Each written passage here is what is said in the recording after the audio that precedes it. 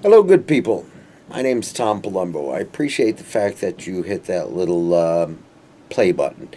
I respect your time and I'll do my best not to waste it. I want to spend the next 10, 15 minutes at the most talking about some issues which I hope you'll find of interest, which I hope will open a dialogue between you and I, between you and the world, between me and the world. It's important that we start to learn to discuss things amongst one another.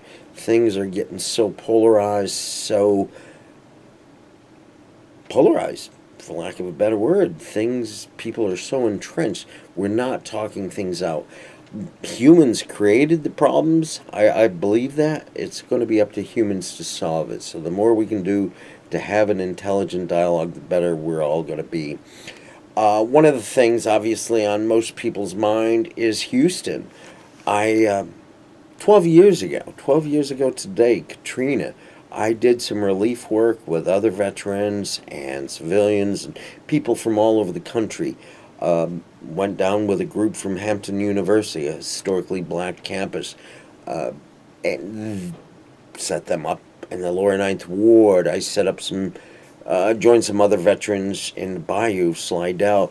But collectively, we all work together, and I always tell friends that after the revolution, this is what it's going to be like because we all had our tasks, we all had our responsibilities, be it mucking, gutting, cleaning out somebody's house and possessions, which they'd lost in the hurricane. I worked the remediation station as a nurse and was able, first aid. There were people that were doing meals. We all had a role, but after the end of the day, we'd sit around the fire, fed, happy, um, and banging on the plastic barrels that we had as drums, and there was a connection, and it was diverse. We come, as I say, from all over the country, young, old, black, white. The bottom line is we were all there for a shared purpose. And in the disaster, we were able to find each other. And out of that, some bonds developed, and relationships, which I still have today. I know many are thinking about what's happening in Houston. And if Katrina's any measure, unfortunately, this is going to be a disaster that keeps on giving. It's very much what I call Katrina deja voodoo. It's back again. Things people may not think about right now, but are going to emerge. Things like disaster capitalism. Michael Parenti had written an article a couple of years back on the 10-year anniversary talking about that. Saw that where they built these or put in these $18,000 palm trees in front of the casinos while people are still homeless, while people are still standing in line to get a meal prepared, in a group tent that was supplied by the folks at Burning Man. There was a disconnect. The disaster capitalism, where you saw the big businesses, quick to restore the casinos, but people were suffering. And actually to this day, 14 years. Oh, that's my cat. That's Sammy, by the way. All right, welcome, Sammy. Um, Even to this day, there's 1,400 people still missing from Katrina. Some 1,600 lost their life. I hope and pray that we don't have that same kind of fatality, but I do believe we're going to have the same kind of devastation that we experienced 12 years ago. But disaster capitalism is something we need to be aware of, something we need to call out, that the money needs to go to the people.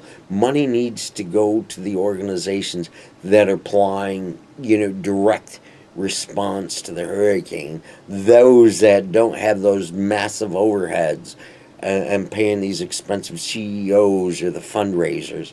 One group that comes to mind, and I heartily endorse, is Team Rubicon, and their website is teamrubiconusa.org. It's mostly veterans that have gotten together in the last 5 years and in response to disasters, and it's all about getting the job done. Disaster capitalism, the toxic waste. I recall coming across a wildlife refuge in outside of New Orleans, which was devastated, which was poisoned, which was now a dead zone because of chemicals. And unfortunately, that same chemical industry outside New Orleans exists outside of Houston and in the Bay. And we have to be wary of that. I know there was a gas leak from a pipeline, of all things, in the last day or two in the Houston area, which residents were told to shelter in place, turn off the air conditioners because there's toxic gas, there's a chemical spill. Unfortunately, I don't believe this is over. I do hope it can be limited. I do hope that society, politicians, those that have an influence, and corporations especially, understand that they have a responsibility. We all share this same water, this same air, and toxic waste doesn't recognize gated communities or state boundaries or national boundaries. Watch fuel prices skyrocket. It happened dramatically after Katrina. Unfortunately, everything I've read and seen, we're going to see substantial increases in prices coming up.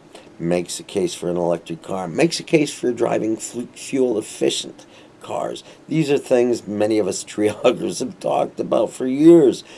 The irony is how much of this has been caused by global warming. So maybe we can get a twofer where we can have an affordable transportation and at the same time not damage the environment.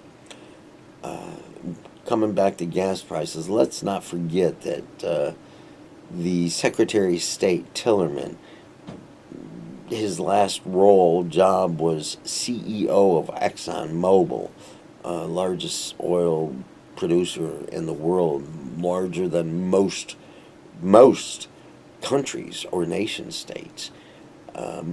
What interest do they have to keep prices low? We shall see. The disaster that keeps on giving, one of the things from Katrina, I don't know if people remember the FEMA trailers. So many people don't have flood insurance, especially the working poor or just, the middle class to afford that. It's only offered by the federal government because private insurers don't want to take on the risk.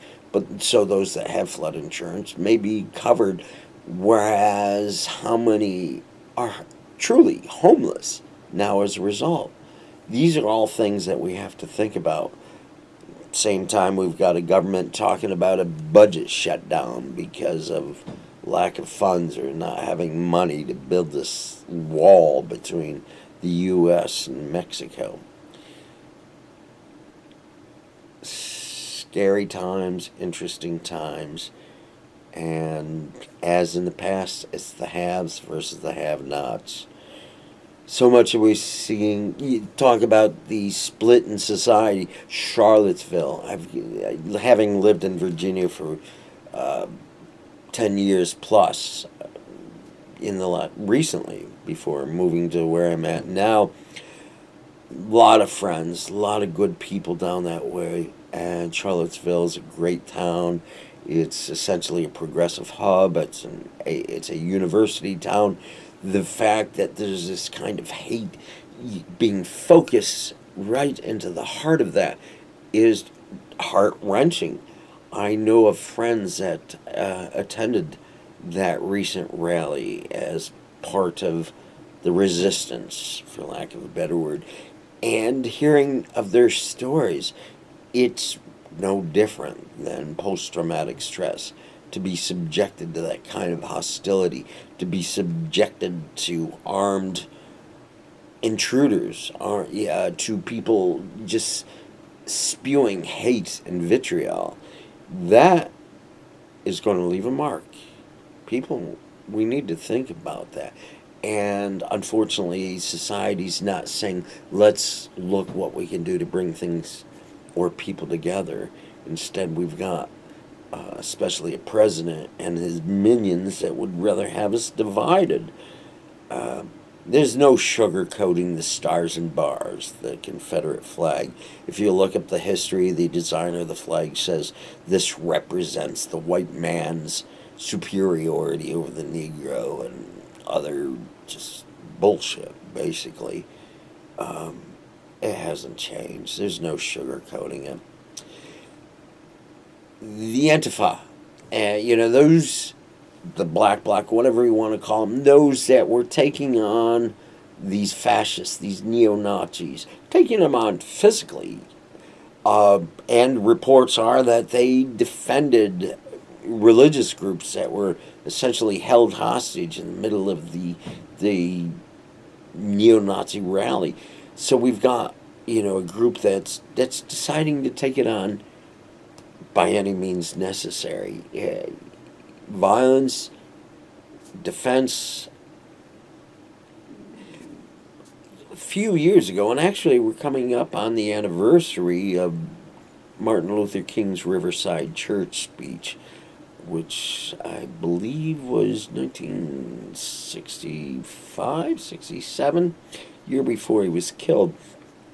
He gave this speech about the connection between Vietnam and what was happening in civil rights and society. We can't sustain it by building bombs in the military industrial complex and think that we're going to have peace at home. I mention all this because having gone to I think it was the 40-year, 50-year reunion of that, I was able to hear folks that were with Dr. King back then. I also heard from Black Panthers. And there's something that I've heard the Navy called just tension, that you've got the threat of violence and you've got the peacemakers. And this is being what's presented. Both may be valid in achieving their goals, but society at large has to say, what's more welcome, the peacemakers or, those that would advocate violence? Maybe it was the threat of violence that made Dr. King successful. Maybe it was the combination of both. It was seen all during the 60s and 70s. There were bombings of schools. There was civil disobedience, civil resistance, which personally I don't consider violent. Some would say, yeah, the breaking of a Army recruiter's office or a draft board may be considered violent because we disrupted their good order. But as the Berrigan brothers said, in the 60s, when they got into the draft board and they burned all the draft cards, they said, we apologize for burning the draft cards. I'm paraphrasing, but we thought it better to burn those than burning babies. And unfortunately, what they spoke was the truth, and that was Vietnam. And tens of thousands of troops later and many years, folks said enough, and we got out of Vietnam. Let's think about that. The other thing I'd put out for your consideration, provocateurs, agent provocateurs. There's a long history, and I've actually seen provocateurs at protests, one place or another. I've seen undercover trying to infiltrate peaceful protests. But the provocateurs are actually trying to engage the peaceful protesters to incite something. Were there provocateurs at Charlottesville? Quite possibly.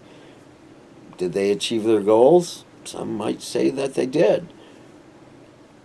This is something we may not find out for 20 years, but something we have to be aware of. I want to mention briefly Korea. I spent a year in Korea. My dad spent a year in Korea. We still have 30,000 plus troops in Korea. There's an armistice, not a truce. There's a ceasefire. And we've got two very entrenched military powers and a DMZ at the 38th parallel that divides them. Meanwhile, we've got North Korea firing rockets over Japan. We've got a president that says, yeah, there's the fire and brimstone speech that, if they continue, that's what they're going to reap. Well, you know what? That kind of rhetoric is not the answer. The overheated rhetoric, yeah, that's not the answer. That, as bad as it is, it's not as heated as a thermonuclear explosion might be. With that said, 1 out of 4 people still supporting Trump. These are his core groups. There was a couple things I wanted to mention about the core group. That 24, 26, 30%, whatever. That saying, yeah, we're with him. Just like you might say, I'm one of that 10% on the left, for lack of a better description, that I'm not going to be converted or going to come out as a conservative or whatever you want to label me as. There may be 10% on the far right, too. It's those people in the middle that we have to look at what we can do to reach them. And I think one of the things I've learned, 2 books I'm going to recommend. One is Don't Think of an Elephant by George Lakoff, who's a linguist, and talks about framing the issues. And if we're always defending our position or listening to what the other side says, and we're spending all our time trying to counter the other side, we have no chance to present our side. So it's important we consider what and how things are said, not surrender any language to the other side. Peace is not a dirty word. We have to reclaim that. Racism is an obscene action. We have to call that out. Looking at that, the other book I was going to recommend, Stupid White Men. Appropriate enough. There's a chapter in it called How to Speak with Your Conservative Brother-in-Law. The book's written by Michael Moore. I think you'd enjoy it. Probably 10, 15 years old now, just as relevant then as it is today. And having organized in military towns, peace in a military town after Iraq 2.0 was starting up, I've learned that the in-your-face calling people baby killers never won any converts. But meeting people where they're at, working with what they've got, open the doors, finding that common ground, and then from there we can branch out. Focusing on the bridge issues, not letting the actually relatively few wedge issues divide us, and as a result, create that conflict. But focus more on the bridge issues. And out of that, there's the common ground. There's the ability to learn to talk again with one another. Socratic questioning. If I'm wrong, teach me. If I'm missing something, show me. But let's look at facts. Let's ascertain what those facts are. But let's look at really what's at stake. And then start to allow you to question my beliefs and vice versa. And then let's go with the best answer. Let's go with best practices. No one group has any lock on principles. I think one of the big problems we face is labels. Whether a liberal, a conservative, a Republican, a Democrat, a libertarian. I think labels we pigeonhole, and we use that to put people in these boxes, but very few of us fit neatly into these boxes. And I think when we talk with one another, we acknowledge that, we can work out from there. I'm going to leave this at that. My website I'm working on, soon to be posted, is going to be wildgrassroots.com. The Alternative Facts Alternative. Want to have this dialogue, want to encourage people to talk with one another. Let's look at best practices. Let's look at ideas, what we can do to take care of ourselves and take care of one another. And the bigger picture, let's take care of this planet, this rock we share. Let's take care of this earth. As I said earlier, humans created so many of these problems. Humans have the ability to solve them. I would say we also have the responsibility, and there's a necessity that we solve them, because if it's not who, us. One of the things I want to talk about in a future podcast, videocast, is how to deal with burnout. There's outrage fatigue. Acknowledge it. There's tactics, and then there's strategies. Breaking those down, and when we take actions to institute change, is it a thought out, or is it just an impulsive reaction? These are the kind of things that interest me, and I hope they interest you too. I hope you'll give some consideration to checking back in sometime soon. Thank you for your time. I value your feedback. You're so inclined, I encourage you to share this. I went 5 minutes more than I thought I would. If you listen this long, thank you. All right, peace.